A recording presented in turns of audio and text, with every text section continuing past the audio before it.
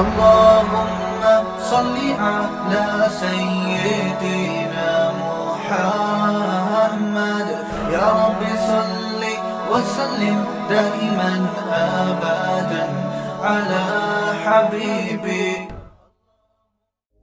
محرم کے حوالے سے جتنے بھی سوالات ہیں نا، آج میں سب کو ایک ہی سوال میں نمٹا دیتا ہوں. تو میں جن لوگوں نے بھی محرم کے حوالے سے سوال بھیجے ہیں میں ان کے سوال پڑھ لیتا ہوں اور پھر سب کو ایک ہی جواب دے دیتا ہوں میں. تو پہلا سوال ہے جی، محرم میں کالے کپڑے پہننا. یہ محمود صاحب نے انڈیا سے پوچھا ہے کہ محرم کے مہینے میں بلیک کپڑے پہننا کیسا ہے. اچھا، ایک اور سوال محرم کے حوالے سے پوچھا ہے جی، محرم میں نکاح کرنا کیسا ہے. یہ سوال پوچھا ہے جی ظہور احمد نے کشمیر سے کہ اگر شادی محرم یا سفر کے مہینے میں کی جائے کیسا ہے. کچھ لوگ کہتے ہیں کہ ٹھیک نہیں ہے. اچھا بھائی آگے چلتے ہیں ہم. 10 محرم کو کون کون سے نبی کو نجات ملی. یہ سوال پوچھا ہے جی محمد نے. انہوں نے پوچھا ہے کہ جی کیا ان سب باتوں کی کوئی اصل ہے کہ آدم علیہ السلام کو آسمانوں سے 10 محرم کو اتارا گیا، حضرت نوح علیہ السلام کی کشتی اسی دن ٹھکانے لگی، حضرت ابراہیم علیہ السلام کو 10 محرم کو آگ میں ڈالا گیا. اس کی کیا حقیقت ہے؟ آگے ایک اور سوال پڑھ لیتے ہیں ہم. کیا قیامت محرم میں آئے گی؟ کیا قیامت 10 محرم کو قائم ہوگی؟ محمد فہد نواز ڈیرہ اسماعیل خان سے. اچھا جی آگے پوچھتے ہیں جی عاشورہ کے روزے کی فضیلت. یوم عاشورہ کے روزے کا کیا حکم ہے؟ محمد اقبال جموں کشمیر سے. اسی طرح عاشورہ کے دن کے حوالے سے ایک سوال پوچھا ہے جی 10 محرم کے ساتھ ایک دن کا روزہ ملانا، کیا صرف یوم عاشورہ کا روزہ رکھا جا سکتا ہے یا 10 محرم کے ساتھ 9 یا 11 کا روزہ ملانا بھی ضروری ہے؟ یہ سوال پوچھا ہے جی ساجد صاحب نے کراچی سے. عاشورہ میں قضا روزے کی نیت کرنا، کیا کسی کے قرض روزے رہتے ہوں اور وہ عاشورہ کے دن میں قضا روزے کی نیت بھی کر لے تو وہ قضا روزہ ہو جائے گا یا نہیں؟ یہ محمد اسماعیل نے راول پنڈی سے پوچھا ہے جی محرم کے دنوں میں روزے رکھنا، یعنی محرم کے عام دنوں میں روزے رکھنا. یہ سوال پوچھا ہے جی کیا محرم کے پہلے تمام 10 دنوں میں روزے رکھ سکتے ہیں؟ یہ صوبیہ ناز صاحبہ نے پوچھا ہے کرناٹک انڈیا سے. 10 محرم کو دسترخوان وسیع کرنا، یہ بڑا دلچسپ سوال ہے. اس میں میرا خیال ہے سب کو بہت زیادہ دلچسپی ہوگی. 10 محرم کے دن دسترخوان وسیع کرنے کی کیا فضیلت ہے جبکہ 10 محرم کو روزہ رکھا جاتا ہے؟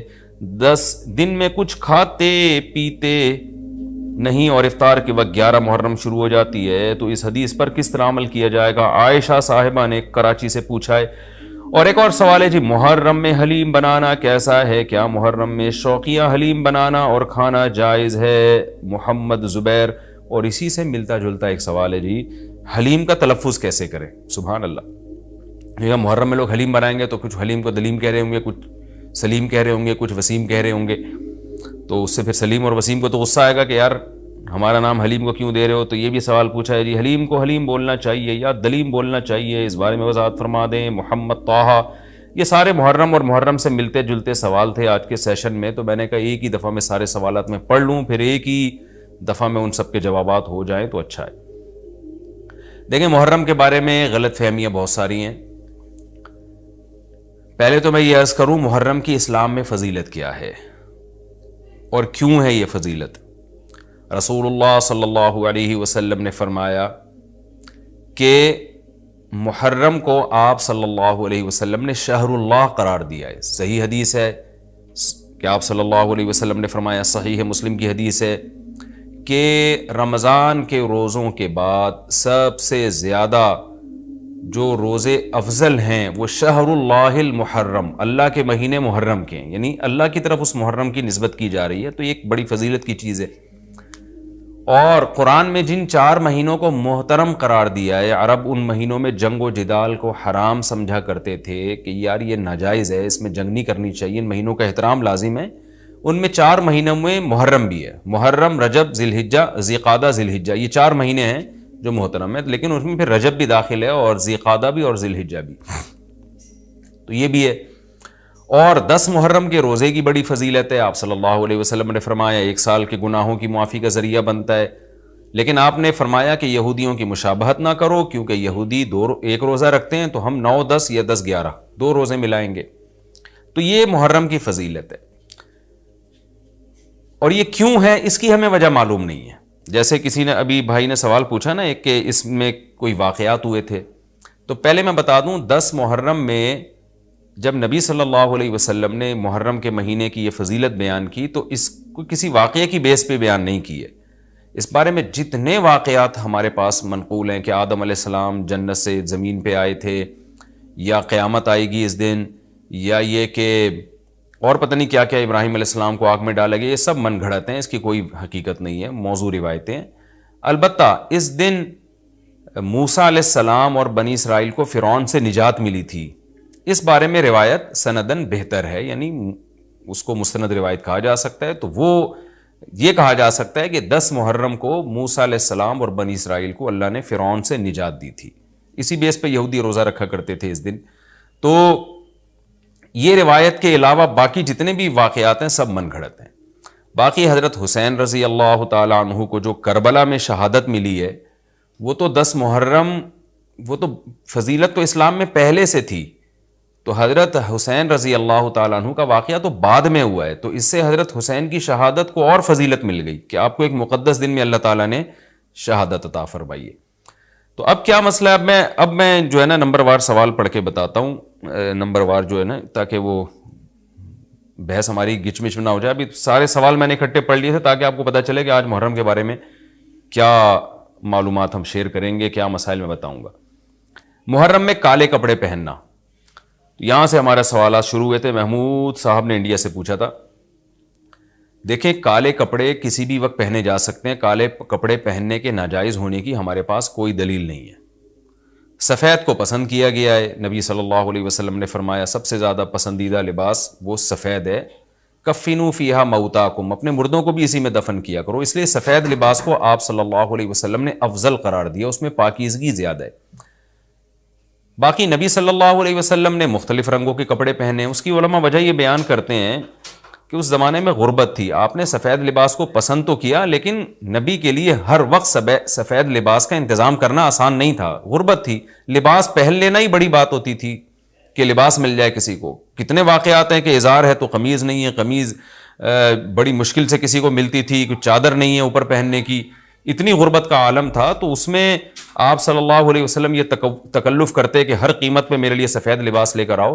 تو یہ آپ صلی اللہ علیہ وسلم کے مزاج میں جو سادگی تھی یہ اس کے خلاف تھا. تو آپ نے دنیا میں تکلف نہیں کیا، جو جیسا لباس ملا پہن لیا، پسند سفید کو کیا.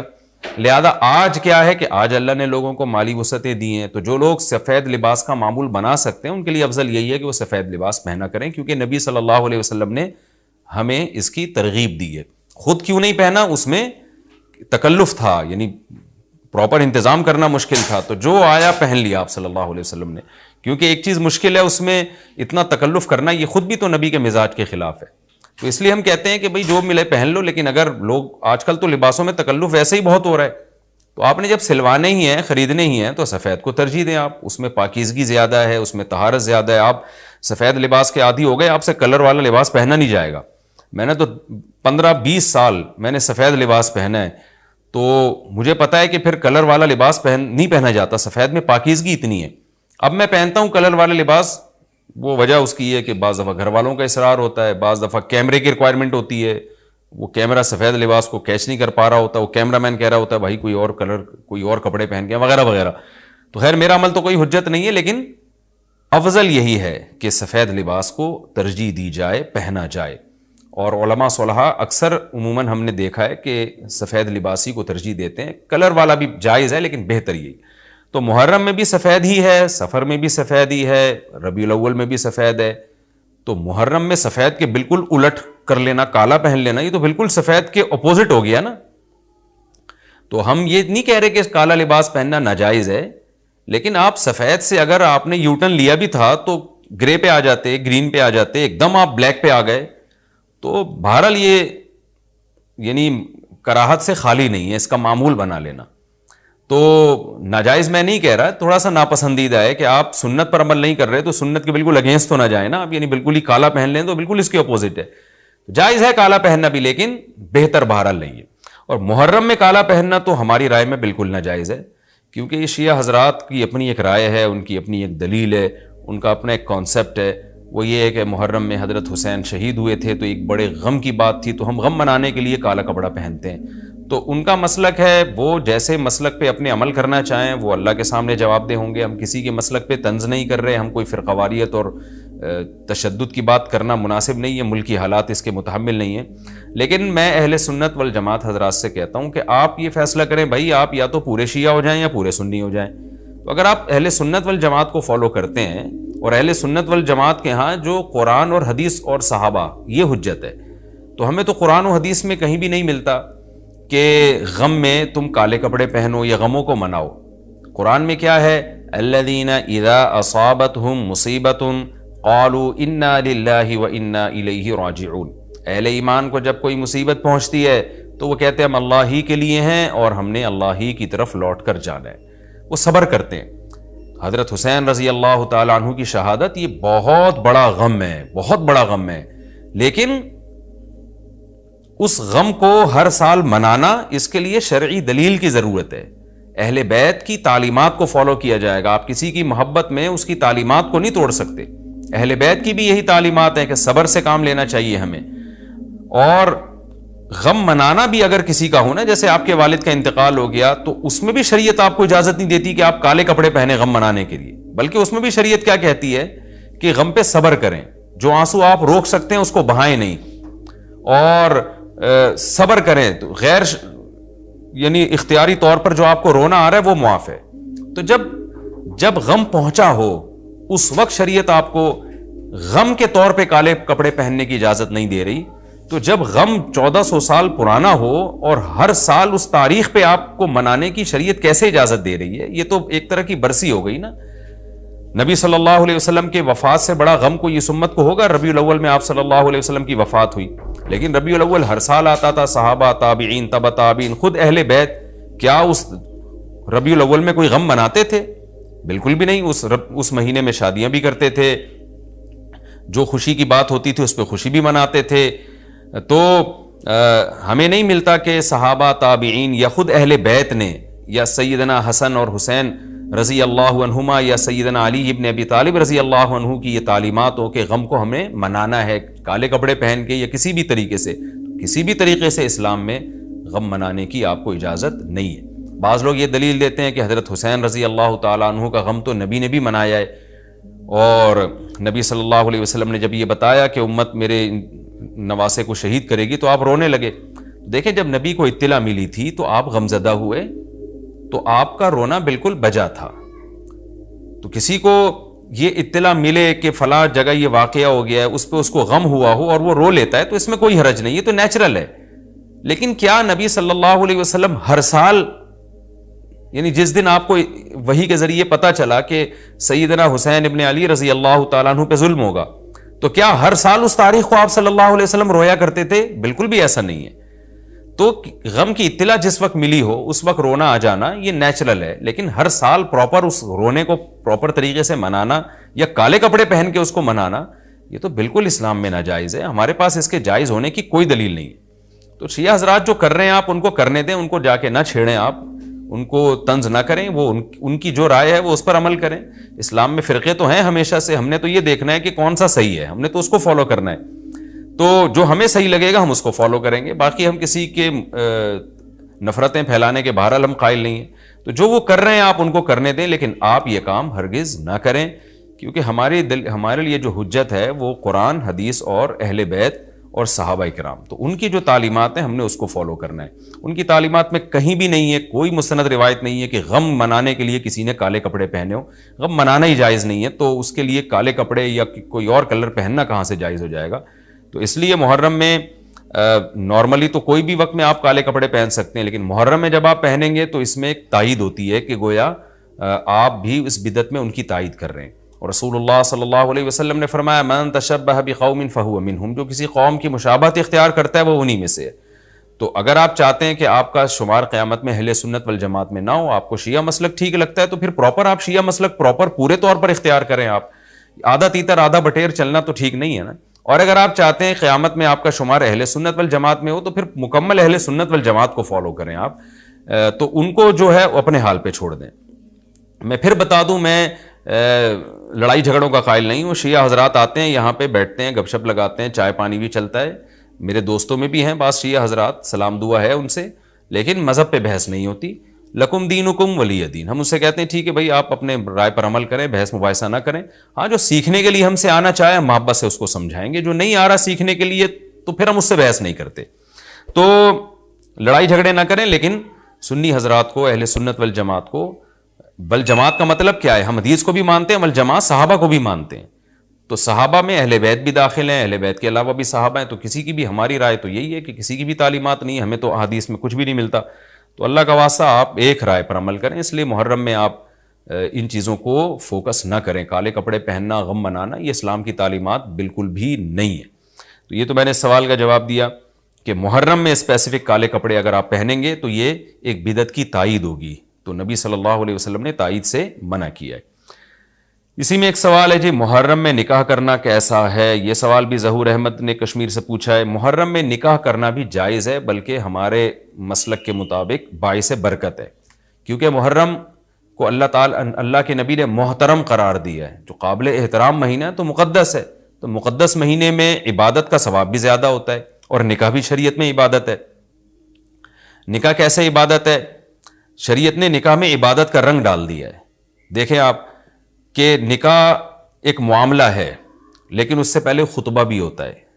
خطبہ جمعے کی نماز سے پہلے ہوتا ہے, خطبہ عید کی نماز سے پہلے ہوتا ہے, خطبہ استسقاء کی نماز سے پہلے ہوتا ہے, خطبہ حج میں ہوتا ہے. یہ ساری عبادتیں ہیں نا جس میں خطبہ ہے. لیکن اسلام نے کیا کہا؟ نکاح سے پہلے بھی خطبہ ہوگا. اس کا مطلب اسلام نکاح کو عبادت قرار دے رہا ہے, نکاح میں عبادت کا رنگ بھر رہا ہے.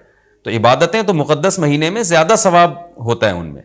تبھی آپ دیکھیں نبی صلی اللہ علیہ وسلم نے فرمایا رمضان کے بعد سب سے زیادہ روزوں کا ثواب محرم میں ملتا ہے. کیوں؟ مقدس ہے نا, تو عبادت کا ثواب بڑھ گیا اس میں. تو اس حدیث سے صاف ہمیں پتہ چلتا ہے کہ اگر کوئی محرم میں اس نیت سے نکاح کرتا ہے کہ مقدس مہینہ ہے, تو اس میں عبادت کا ثواب بڑھ جائے گا, اور اس میں انشاءاللہ اللہ سے امید کی جا سکتی ہے کہ خیر و برکت زیادہ ہوگی. تو اس کو منحوس سمجھنا جائز نہیں ہے. اگر آپ کہتے ہیں اس مہینے میں چونکہ حضرت حسین رضی اللہ تعالیٰ عنہ کی شہادت ہوئی ہے اس لیے منحوس ہے, تو یہ غلط ہے. ایک تو ہماری نظر میں شہادت ایک بہت مقدس مقام ہے, اس کی وجہ سے کوئی مہینہ منحوس نہیں ہو سکتا. مقدس تو ہو سکتا ہے, منحوس نہیں ہو سکتا. دوسری بات یہ کہ یکم محرم سے لے کے 29 یا 30 ذی الحجہ تک اسلامی تاریخ میں کوئی ایسا دن نہیں ہے جس میں کسی مقدس شخصیت کی شہادت نہ ہوئی ہو یا کسی پہ ظلم نہ ہوا ہو. اگر آپ تاریخ کے اوراق اٹھا کے دیکھیں, ہر مہینے ہر تاریخ کو کوئی نہ کوئی اسلام میں اچھا واقعہ بھی ہوا ہے اور برا واقعہ بھی ہوا ہے.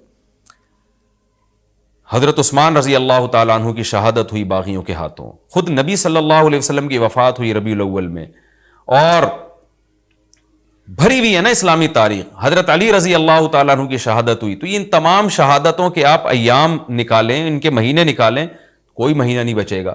تو اس بیس پہ اگر آپ کہتے ہیں کہ اس مہینے میں نکاح پسندیدہ نہیں ہے, پھر تو پہلی تاریخ سے لے کے سال کی آخری تاریخ تک کوئی تاریخ بھی ایسی نہیں ہے کہ جس میں انسان نکاح نہ کرے.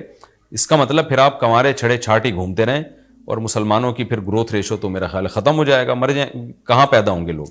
اور اگر آپ کہتے ہیں کہ نہیں جی کسی شخصیت کے کسی دن میں انتقال کر جانے سے یا شہید ہو جانے سے یا اس پہ ظلم ہونے سے وہ دن منحوس نہیں بنتا, تو پھر 10 محرم بھی منحوس نہیں ہے.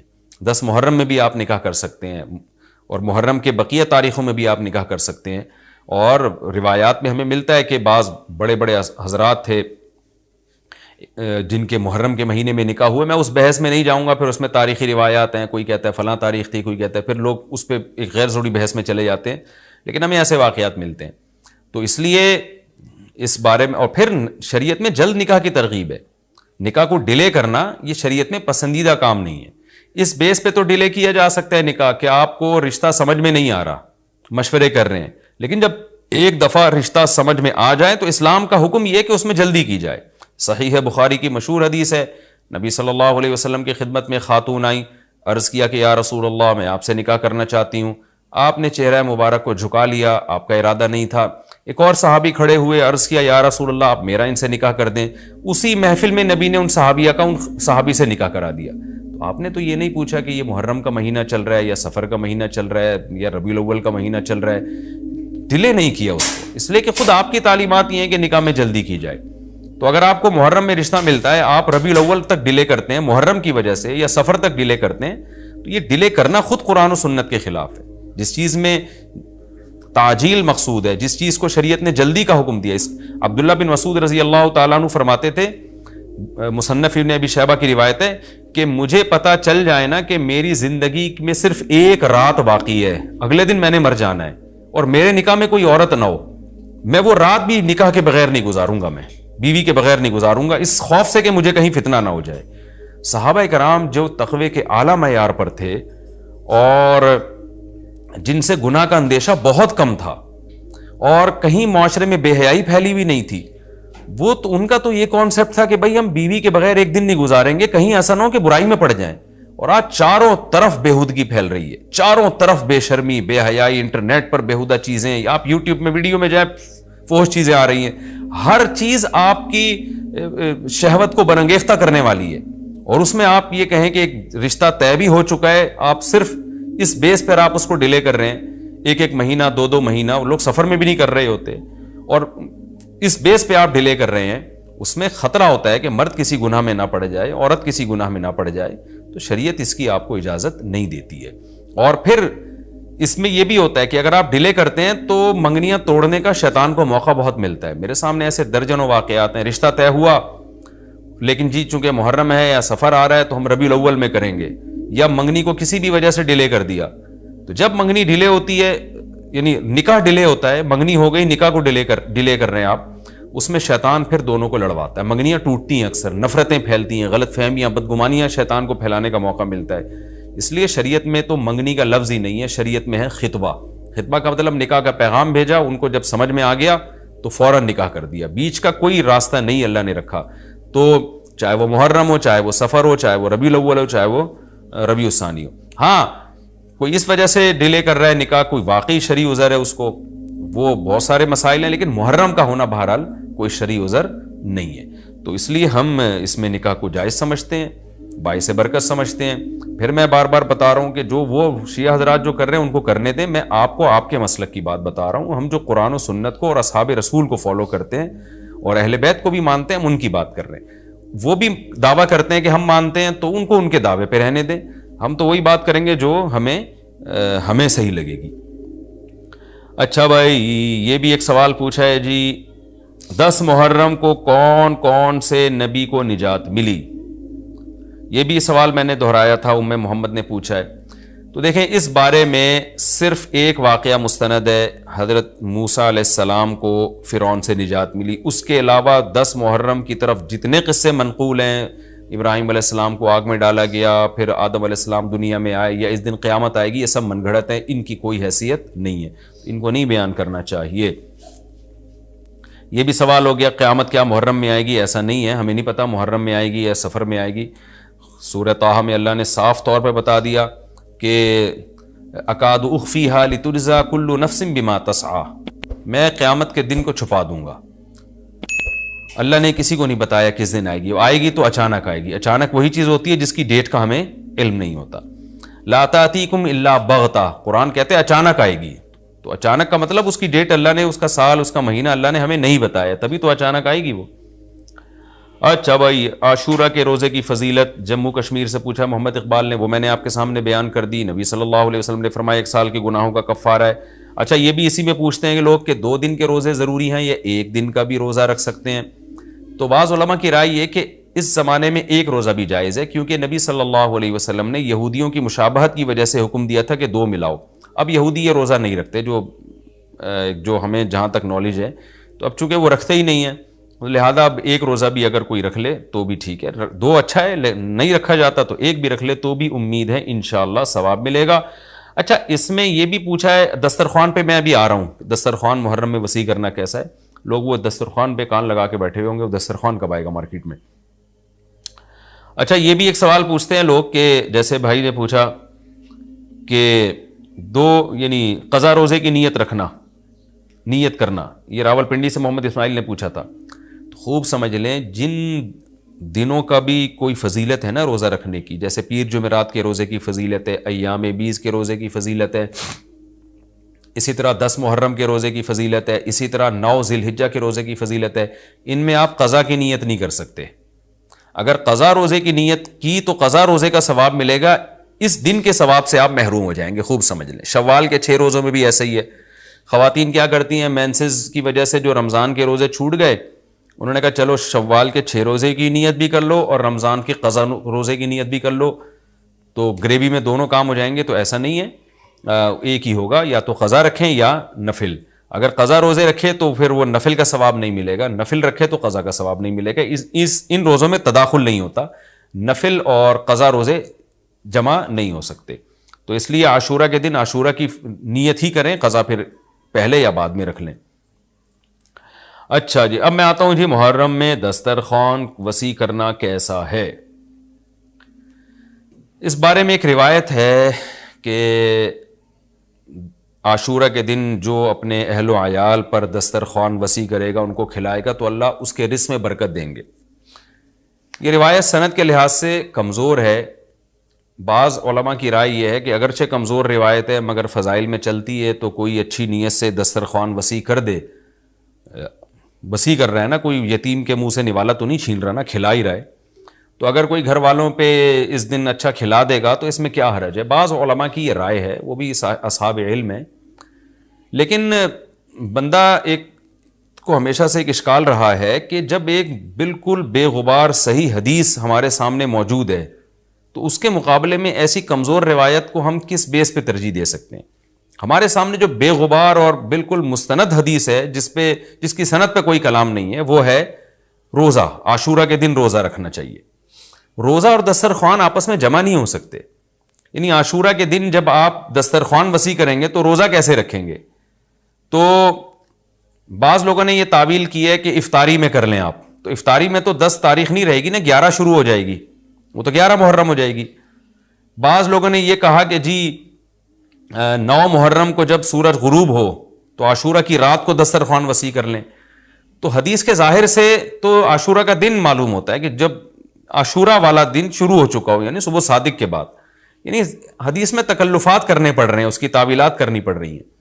تو اس بارے میں علامہ ابن تیمیہ رحمہ اللہ کی رائے ہمیں بہت صحیح معلوم ہوتی ہے. انہوں نے یہ لکھا ہے کہ اصل میں ہوا یہ تھا کہ جب شیعہ حضرات نے عاشورہ کے دن کو منحوس سمجھنا شروع کر دیا کہ یہ منحوس دن ہے اور اس میں غم کا دن ہے, تو بعض سنیوں نے ان کے مخالفت میں نا اس کو خوشی کا دن منانا شروع کر دیا. یعنی ہوتا ہے نا, آپ کسی کی مخالفت میں حد سے تجاوز کرتے ہیں, تو انہوں نے خوشی کے دن کے لیے اس میں کھانے پینے کی روایتیں گھڑ لی, کھاؤ پیو کھلاؤ پلاؤ, تاکہ بالکل ان کی مخالفت ہو. تو حقیقت یہی معلوم ہوتا ہے کہ چونکہ صحیح حدیث میں روزے کا تذکرہ ملتا ہے اور روزہ اور کھلانا پلانا جمع نہیں ہو سکتے. اگر یہ جو دوسری عاشورہ کے میں کھانا کھلانے والی حدیث بھی بالکل بے غبار اور مستند ہوتی نا, تو ہم دونوں کو جمع کر کے تعویلات کر لیتے کہ جی افطار میں کھلا دو اور سارا دن روزہ رکھو, یا نابالغ بچوں کو دن میں کھلا دو اور بڑوں کو روزہ رکھوا دو. تو ہم تعویلات کرتے اگر یہ اسی ٹکر کی حدیث ہوتی. لیکن یہ کمزور حدیث ہے, تو اس کو اتنی صحیح مستند روایت کے مقابلے میں ہم کیسے لا سکتے ہیں.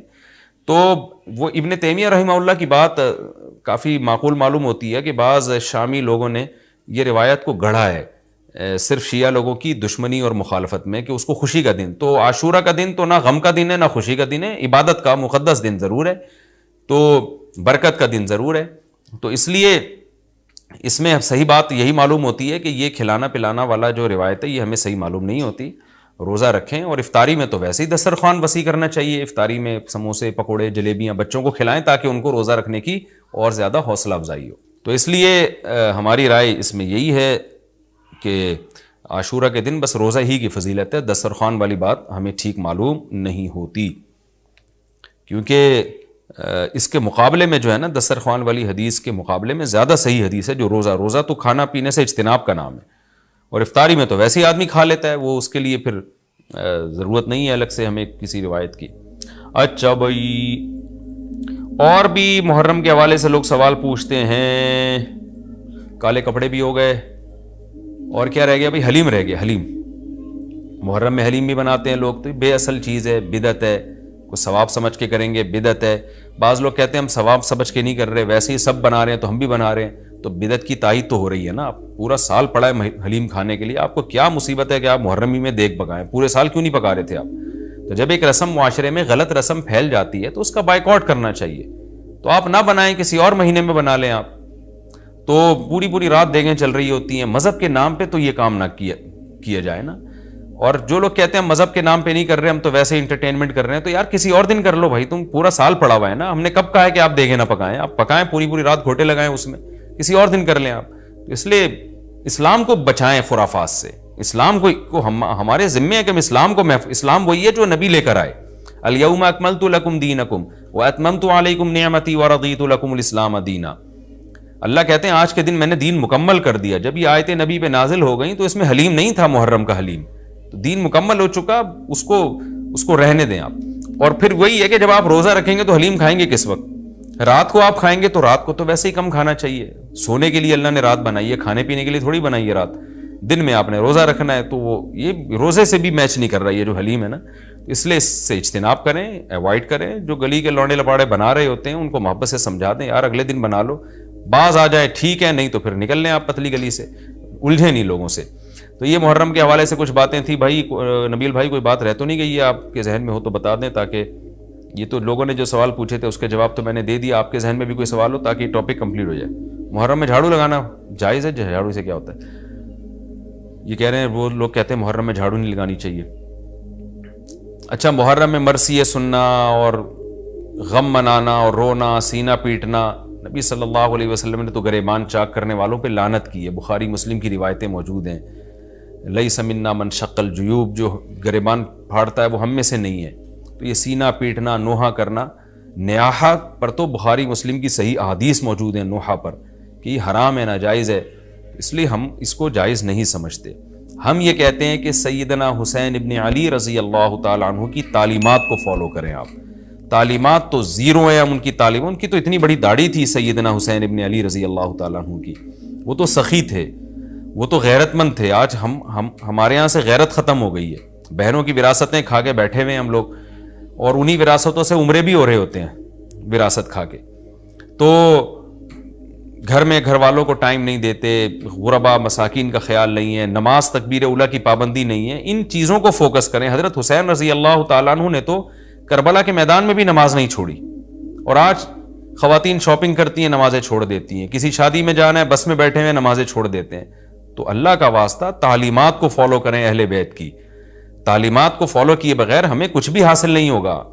تو وہ کسی شاعر نے بڑی پیاری بات کہی ہے نا, شرط ایماں مصطفیٰ سے والہانہ پیار ہے, پیار لیکن پیروی ہے, پیروی دشوار ہے. مصطفیٰ صلی اللہ علیہ وسلم سے ایمان کی شرط ہے کہ آپ کو نبی سے بے پناہ محبت ہو, لیکن محبت کی دلیل کیا ہے کہ آپ فالو کتنا کرتے ہیں. تو اہل بیت سے محبت یہ ایمان کا حصہ ہے ہمارے. اس محبت کے بغیر آپ جنت میں نہیں جا سکتے. لیکن آپ میں محبت ہے یا نہیں ہے, یہ کالے کپڑوں سے یا سینہ پیٹنے سے پتہ نہیں چلے گا. اس کا پتہ اس سے چلے گا کہ آپ ان کو فالو کتنا کرتے ہیں. تو یہ چند احکامات تھے. لوگوں نے سوال پوچھے تھے مسائل میں, تو میں نے ان کے جوابات دے دیے. اور کچھ مسائل محرم کے حوالے سے اور بھی ہیں, پھر وہ بعد میں یاد آتے ہیں. ہاں, حلیم کو حلیم کہنا, یہ بھی ایک سوال تھا. لوگ کہتے ہیں کہ جی حلیم اللہ کا نام ہے, تو کھانے پینے کی چیز کو ہم حلیم کیوں کہتے ہیں؟ دیکھیں, جب اللہ کے لیے لفظ حلیم استعمال کیا جاتا ہے اس کا مفہوم کچھ اور ہوتا ہے. جب دیکھ کے لیے استعمال کیا جاتا ہے اس کا مفہوم کچھ اور ہوتا ہے. تو اس میں کسی کا تصور بھی نہیں جاتا کہ میں اللہ کا نام لے رہا ہوں. یہ بالکل ایسے ہی ہے جیسے اردو میں صلواتوں کا مفہوم کچھ اور ہے. ہم کہتے ہیں اتنی صلواتیں سنا کے چلا گیا, حالانکہ صلوات تو درود کو کہتے ہیں, اور نماز کو بھی کہتے ہیں صلات. تو اب کیا یہ لفظ استعمال جائز نہیں ہوگا؟ ظاہر ہے جائز ہے. اردو میں اس کا مفہوم کچھ اور ہے, عربی میں اس کا مفہوم کچھ اور ہے. بلکہ بعض دفعہ ایک ہی زبان میں ایک لفظ دو مختلف معنوں کے لیے استعمال ہو رہا ہوتا ہے, تو اس میں کوئی بھی پابندی نہیں لگاتا. جاریہ عربی میں باندی کو بھی کہتے ہیں, جاریہ عربی میں کشتی کو بھی کہتے ہیں. اور جو ہے اس طرح کی اور بہت ساری مثالیں ہمیں ملتی ہیں کہ ایک ہی لفظ مختلف معنوں کے لیے استعمال ہو رہا ہے. عین عربی میں آنکھ کو بھی کہتے ہیں, عین عربی میں گھٹنے کو بھی کہتے ہیں, عین عربی میں جاسوس کو بھی کہتے ہیں, عین عربی میں چشمے کو بھی کہتے ہیں, عین عربی میں سورج کی ٹکیا کو بھی کہتے ہیں, عین عربی میں سونے کو بھی کہتے ہیں. تو اس طرح بہت سارے نام مختلف معنوں میں استعمال ہوتے ہیں. موسیٰ کا جو لفظ ہے عربی میں اس طرح کو کہتے ہیں بلیڈ جس سے حلق کیا جاتا ہے نا، حاجی لوگ جو سر منڈواتے ہیں اس کو موسیٰ کہتے ہیں، حالانکہ موسیٰ جو ہے حضرت موسیٰ علیہ السلام کا نام بھی ہے، لیکن جو عربی جو جانتا ہے جب وہ بلیڈ کے لیے موسیٰ کا لفظ استعمال کرے گا تو اس کے ذہن میں حضرت موسیٰ کا تصور ہی نہیں ہوگا، اور جب حضرت موسیٰ علیہ السلام کے لیے موسیٰ کا لفظ استعمال کرے گا تو بلیڈ کی طرف اس کا دماغ ہی نہیں جائے گا. تو اس لیے یہ بالکل مضبوط بات نہیں ہے کہ حلیم چونکہ اللہ کا نام ہے لہذا وہ دیکھ کے لیے استعمال نہ کیا جائے. جب اللہ کا نام ہے تو اس میں دماغ ادھر نہیں آتا دیکھ کی طرف، جب دیکھ کے لیے استعمال کیا جاتا ہے تو اللہ کی طرف ذہن نہیں جاتا، یہ بالکل ایک الگ الگ معنی میں استعمال ہوتا ہے. تو اس لیے اتنا تکلف نہیں کریں جتنی جو لا تشددوا فیشدد اللہ علیکم، صحیح حدیث ہے، اللہ نے نبی نے فرمایا اپنے اوپر خامخواہ کی پابندیاں مت لگاؤ ورنہ اللہ بھی لگانا شروع کر دے گا، اللہ بھی تمہارے اوپر پابندیاں لگائے گا. اللہ کیسے لگائے گا؟ یعنی اللہ بھی تمہیں مشکل میں ڈال دے گا. تو جتنا ہمیں اجازت دی گئی ہے اس کے اندر رہنا چاہیے ہمیں، اور خام میں ایسی کھود کریت کر کے اپنے اوپر پابندیاں لگواتے چلے جانا مشکل ہو جائے گی نا. اب حلیم ہی مشہور ہو گیا ہے تو اب آپ اس کو کیسے دلیم بولیں گے؟ وہ کچھ اور نہ اٹھا کے دے دے آپ کو. تو اس میں کوئی حرج نہیں ہے کہ کیونکہ لغت بتاتی ہے، زبان بتاتی ہے کہ کس وقت کس لفظ کا کیا معنی ہے. اس میں کوئی حرج نہیں ہے اگر آپ یہ حلیم کو حلیم ہی کہیں، کوئی گناہ نہیں ہے انشاءاللہ اس میں. اچھا، بعض لوگ یہ بھی کرتے ہیں، یہ کسی نے سوال پوچھا ہے، یہ ہمارے کیمرہ مین نے ہی پوچھا ہے، نبیل بھائی نے، کہ مجھے تو یقین نہیں آ رہا کہ ایسا بھی کرتے ہیں، لیکن یہ بتا رہے ہیں کہ بہت سارے سنی حضرات یہ کرتے ہیں کہ محرم میں امام بارگاہوں میں جا کے منتیں مانتے ہیں اور پھر اگلے سال ان منتوں کو پورا بھی کر رہے ہوتے ہیں جو بھی انہوں نے منتیں مانی ہوتی ہیں. تو دیکھیں یہ بھی حرام اور ناجائز عمل ہے. منت کے لیے کوئی دن مہینہ متعین نہیں ہے، جب چاہے جہاں چاہے منت مان سکتے ہیں. اور منت کی حقیقت کیا ہے کہ اس کی ورڈنگ کیا ہے، اس کے لیے کسی جگہ نہیں جانا جائز ہے، بلکہ اس کے یہ کہ جہاں بھی آپ ہیں آپ یہ الفاظ کہہ سکتے ہیں کہ اے اللہ اگر میرا یہ فلاں کام ہو گیا تو میں اتنے پیسے صدقہ کروں گا، اے اللہ اگر میرا یہ فلاں کام ہو گیا تو میں اتنے روزے رکھوں گا، اے اللہ اگر میرا مریض ٹھیک ہو گیا یا میری بیماری ٹھیک ہو گئی تو میں اتنی رکعت نماز پڑھوں گا. اس طرح کی منتیں ماننا جائز ہے. اس کے لیے امام بارگاہ یا مسجد یا کسی مزار پہ جانا حرام ہے. خوب سمجھ لیں، یہ گھر بیٹھے بیٹھے ہو سکتا ہے، یعنی اس کا کوئی جگہ شریعت نے منت کے لیے متعین نہیں کی ہے. اسپیشل اس کام کے لیے آپ مسجد جا رہے ہیں کہ یہ سوچ کے کہ وہاں جا کے منت مانوں گا تو شاید منعقد ہوگی، ایسا نہیں ہے. منت کہیں بھی ہو جاتی ہے. ہاں کوئی مسجد میں نماز کی نیت سے جائے کہ 2 رکعت پڑھ کے اللہ سے دعا مانگوں گا تو ایک الگ بات ہے، اس کے لیے مسجدیں ہیں. تو مزار تو اس کے لیے بھی نہیں ہے، وہ تو وہاں تو بالکل ہی حرام ہے. تو اس لیے آپ بدعت کی تائید میں امام بارگاہ جاتے ہیں اور وہاں منتیں مانتے ہیں تو یہ حرام ہے، ناجائز ہے. اس سے منت پوری نہیں ہوگی بلکہ الٹا اللہ کی طرف سے عذاب آ سکتا ہے آپ کے اوپر، کیونکہ اللہ نے جو کام جس طرح سے بتایا اسی طرح سے ہوگا. تو منت کا اصل طریقہ کیا ہے کہ عبادت کی نظر، اس کو عربی میں نظر کہتے ہیں، نظر. تو قرآن نے کہا ہے کہ یوفون بالنذر ویخافون یوما کان شرہ مستطیرا. ہمارے نیک بندے جب کوئی نظر مانتے ہیں تو اس کو پورا کرتے ہیں. اللہ نے جب کام کر دیا تو وہ نظر پھر آپ پوری کریں. تو اس کا طریقہ کیا ہے کہ آپ گھر میں بیٹھیں جہاں بھی ہیں آپ زبان سے الفاظ دہرا دیں کہ اے اللہ اگر میرے مریض کو شفا مل گئی یا میں ٹھیک ہو گیا یا میں امتحان میں پاس ہو گیا تو میں اتنے پیسے صدقہ کروں گا یا کروں گی، یا اتنی رکعت نماز پڑھوں گا یا پڑھوں گی، یا اتنے روزے رکھوں گا یا رکھوں گی. اس طرح کی عبادت کی نظر ہوتی ہے، اس کے علاوہ نہیں ہوتی. بعض لوگ یہ نظریں مان رہے ہوتے ہیں کہ میرا یہ کام ہو گیا تو داتا دربار پہ اتنی دیگیں چڑھاؤں گا. یہ نظر پوری کرنا بھی حرام ہے. کام ہو بھی جائے تو دیگیں چڑھانا جائز نہیں ہے. بعض لوگ یہ کہہ رہے ہوتے ہیں کہ یہ کام ہو گیا تو امام حسین کے نام کی یا غوث اعظم کی نام کی اتنی دیگیں نکالوں گا. یہ سب غلط چیزیں ہیں. صدقے کی نظر ہوتی ہے اللہ تیرے نام پہ میں اتنے غریبوں کو کھانا کھلاؤں گا. یہ نظریں ہوتی ہیں صدقے کی، جو اللہ کے لیے ہوتا ہے صدقہ. تو اس میں یہ کہ کھانا کھلانے کی، صدقہ خیرات کی نظر ہو سکتی ہے اور عبادت کی نظر ہوتی ہے. یہ جو مزاروں پہ جانے کی نظر اور فلاں پہ جا پہ چڑھاؤں گا، یوں کروں گا، ایسے کروں گا، یہ جو اوٹ پٹانگ قسم کی نظریں آ رہی ہیں یہ حرام ہیں، ناجائز ہیں. اس کی کوئی حیثیت نہیں ہے شریعت میں. ان کو پورا کرنا بھی واجب، نہ صرف یہ کہ واجب نہیں ہے بلکہ جائز ہی نہیں ہے. تو گھر بیٹھے بیٹھے جب چاہیں آپ نظر مان سکتے ہیں. زبان سے کہیں گے تو نظر ہوگی، دل میں نہیں ہوتی. لیکن شریعت نے منت ماننے کو بہرحال پسند نہیں کیا ہے. نبی صلی اللہ علیہ وسلم نے فرمایا کہ جو نظر مانتا ہے نا وہ تقدیر کو تو نہیں ٹال سکتا، اللہ اس کے ذریعے کنجوس سے پیسہ نکلوا دیتے ہیں. یعنی تقدیر میں بیماری ٹھیک ہونا ہوگی تو ہو جائے گی، کامیابی ہوگی تو ہوگی، وہ تو لیکن کیا ہوتا ہے کہ بندہ ٹھیک ہو جاتا ہے اور جو آدمی کبھی صدقہ نہیں کرتا اس بہانے اس کی جیب سے, کنجوس کی جیب سے پیسے نکل جاتے ہیں. ویسے تو دے نہیں رہا تھا صدقہ, تو اللہ نے بیماری میں ڈال دیا, چل اب منت مان تاکہ میں بیماری ٹھیک کروں اور تو اب پیسے نکال یہاں سے. تو کنجوسوں کے ذریعے, کنجوسوں کا پیسہ نکلوانے کے لیے یہ کام ہوتا ہے, بے نمازیوں کو نماز پڑھوانے کے لیے, جو روزہ نہیں رکھتے ان کو روزہ رکھوانے کے لیے. تو اس حدیث سے پتہ چلتا ہے کہ منت اور نظر کو جائز ہے لیکن پسند نہیں کیا گیا. علماء نے اس کی وجہ بیان کی ہے کہ یہ ایک طرح سے نا اللہ سے ایک طرح کا مقابلہ چل رہا ہے کہ اللہ میرے مریض کو یا مجھے ٹھیک کر دے تو میں اتنے روزے رکھوں گا. یعنی بارگیننگ ہو رہی ہے اللہ تعالیٰ سے کہ اگر نہیں ٹھیک کیا تو میں نہیں رکھتا, جا بھائی. اے اللہ اگر میں پاس ہو گیا نا تو میں 1 لاکھ روپے صدقہ کروں گا, اگر نہیں ہوا تو ہم بھی صدقہ نہیں کر رہے. تو ایک طرح کا نا مقابلہ چل رہا ہے. عبدیت یہ ہے کہ اللہ تو مجھے پاس کرے گا تو بھی 1 لاکھ روپے دوں گا, نہیں کرے گا تو بھی 1 لاکھ روپے دوں گا, اس لیے کہ میں تو تیرا بندہ ہوں. لیکن تو مجھے ویسے ہی پاس کر دے امتحان میں, چاہے میں لاکھ دوں یا نہیں دوں, میں تو تیرا بندہ ہوں, میں تو فقیر ہوں. فقیر بارگیننگ تھوڑی کرتا ہے. سیٹھ صاحب آپ نے مجھے اگر 100 روپے دیے نا تو میں بھی آپ کا فلاں کام بنا دوں گا. فقیر کہتے ہیں اللہ کے نام پہ 100 روپے دے دو, میں فقیر پھٹا, پرانے کپڑے میرے, میں کیا کروں گا یار آپ کے لیے. تو اللہ سے بھی بھکاریوں کی طرح مانگنا یہ اللہ کو زیادہ پسند ہے. منت ماننا بھی جائز ہے لیکن پسندیدہ کام نہیں ہے. ہاں جس طرح سے امام بارگاہوں میں یا مزاروں میں جا کے منتیں مانی جا رہی ہیں وہ بالکل حرام ہے, بالکل ناجائز ہے. اور اس کے لیے محرم کا دن متعین کرنا یہ سمجھ کے کہ اس میں منت زیادہ پوری ہوگی, یہ بھی حرام ہے, ناجائز ہے اور بدعت کی تائید ہے. اس سے آپ سب لوگ اجتناب کریں, اس سے گناہ ملتا ہے. اچھا یہ بھی محرم کے حوالے سے سوال پوچھا جاتا ہے جی, کیا قربانی کا گوشت محرم سے پہلے ختم کرنا ضروری ہے؟ عاقب شاہ دبئی سے پوچھتے ہیں جی. کچھ لوگ کہتے ہیں قربانی کا گوشت محرم سے پہلے ختم ہو جانا چاہیے, کیا یہ بات صحیح ہے؟ نہیں, ایسا کچھ نہیں ہے. قربانی کا گوشت آپ پورے سال چلا سکتے ہیں اگر محفوظ رکھ رہے ہیں, لیکن وہی ہے کہ کھا لیں جلدی تو اچھی بات ہے, تازہ تازہ گوشت کھا لیں. محرم میں بھی بہت 2 مہینے ہو جاتے ہیں, تاخیر ہو جاتی ہے, تو اس لیے بہتر یہی ہے کہ پہلے کھا کے ختم کریں. لیکن اگر کوئی محفوظ بھی رکھتا ہے تو کوئی گناہ اس میں نہیں ہے. اچھا ایک اور سوال سبیلوں کے حوالے سے پوچھا جاتا ہے کہ محرم میں سبیلیں لگانا, ان سبیلوں سے پانی پینا. تو دیکھیں وہ بھی شیعہ حضرات کا مسلک ہے, ان کا کانسیپٹ ہے کہ وہ حضرت حسین کے نام کی سبیلیں لگاتے ہیں. میں بار بار کہہ رہا ہوں کسی کو چھیڑے نہیں, اپنا مسلک چھوڑے نہیں, دوسرے کو چھیڑے نہیں.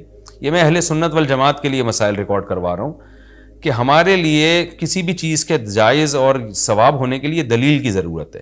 دلیل قرآن و سنت ہے, صحابہ ہیں. تو ہمیں نہ اہل بیت سے اس کا کوئی ثبوت ملتا ہے, نہ صحابہ سے, نہ قرآن و سنت سے کہ محرم میں صحابہ نے سبیلیں لگائیں. حضرت حسین رضی اللہ تعالیٰ عنہ کی شہادت کے بعد اہل بیت میں سے کسی نے سبیلیں لگائی ہوں یا انہوں نے سبیلیں لگانے کا حکم دیا ہو, کہیں بھی نہیں ملتا. یہ عمل بھی بدعت ہے, ناجائز ہے, اس سے اجتناب کریں.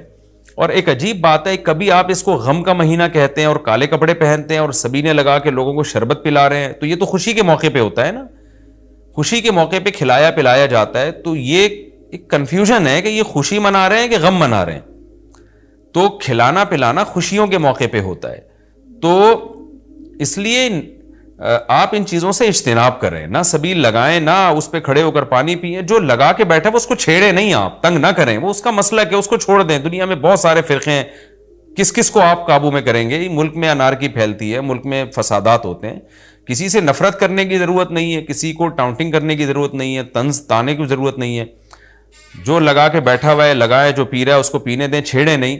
لیکن میں آپ کے لیے یہ کہہ رہا ہوں جو اس وقت میرا پروگرام سن رہے ہیں, اگر آپ قرآن و سنت ہی کو فالو کرتے ہیں, آپ اہل سنت والجماعت میں ہیں, یا تو میں بار بار کہتا ہوں پورے شیعہ ہو جائے نا, پھر آپ ڈبل مسلکوں پہ چلنا, تو یہ دنیا میں کسی کا بھی اصول نہیں ہے کہ آدھا ادھر آدھا ادھر, وہ تو کہیں کا بھی نہیں ہوتا. یا تو پورے ادھر ہو جائیں یا پھر پورے اہل سنت والجماعت بن جائیں. تو اہل سنت والجماعت کے ہاں یہ سبیلیں لگانا یہ جائز کام نہیں ہے, کیونکہ قرآن و سنت سے اس کا ثبوت نہیں ہے. لوگ کہتے ہیں کہ آدمی کسی کو شربت پلا رہا ہے, پانی پلا رہا ہے, تو پانی پلانا تو بڑا اچھا کام ہے. پانی پلانا اچھا کام ہے, پورے سال کسی دن کو خاص کر لینا یہ اچھا کام نہیں ہے. تو اس سے بدعت کی تائید ہوتی ہے. تو اگر کوئی پیاسا آپ کو نظر آتا ہے تو محرم میں ہو تو محرم میں بھی پلائیں, سفر میں ہو تو سفر میں بھی پلائیں. لیکن کوئی پیاسا نہیں ہے تو جیسے آپ پورے سال سبیلیں نہیں لگاتے تو محرم میں بھی نہ لگائیں آپ, کیونکہ اگر آپ پورے سال نہیں لگاتے محرم میں لگا رہے ہیں تو یہ اس کی علامت ہے آپ اس مہینے کو سبیل کے حوالے سے خاص ویلیو دے رہے ہیں. تو تو اس ویلیو کی آپ کے پاس قرآن و سنت سے دلیل ہونی چاہیے. دلیل نہیں ہے تو ہمارے پاس دلیل ہے. نبی صلی اللہ علیہ وسلم نے فرمایا من احدث فی امرنا ھذا ما لیس منہ فہو رد وفی روایت فہو مردود. جو ہمارے دین میں کوئی بھی نئی چیز لے کر آئے گا نبی نے فرمایا وہ مردود ہے, ہم نہیں اس کو ایکسیپٹ کریں گے.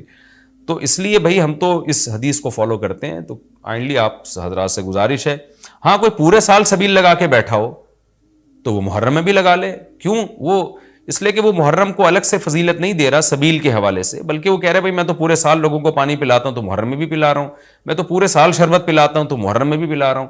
لیکن ایک آدمی سال کے 11 مہینے نہیں پلاتا, صرف محرم میں سبیل لگا کے بیٹھا ہے, اس کا مطلب وہ اس مہینے کو سبیل کے حوالے سے زیادہ ویلیو دے رہا ہے. اس ویلیو کے لیے میں نے کہا دلیل چاہیے. دلیل آپ کے پاس اگر نہیں ہے تو پھر وہ حدیث ہے جو ہمارے دین میں نئی چیز ایجاد کرے گا تو وہ چیز مردود ہے. اس لیے اس عمل سے بھی اجتناب کریں. دیکھیں جنت میں جانے کے لیے ہمیں وہ کام کرنے پڑیں گے جو اللہ رسول نے بتائے ہیں, اور اس میں اپنی طرف سے ایڈیشن کرنا یہ ناجائز ہے. اس عمل کو شریعت میں بدعت سیئہ کہا جاتا ہے. اللہ تعالی ہماری حفاظت کرے.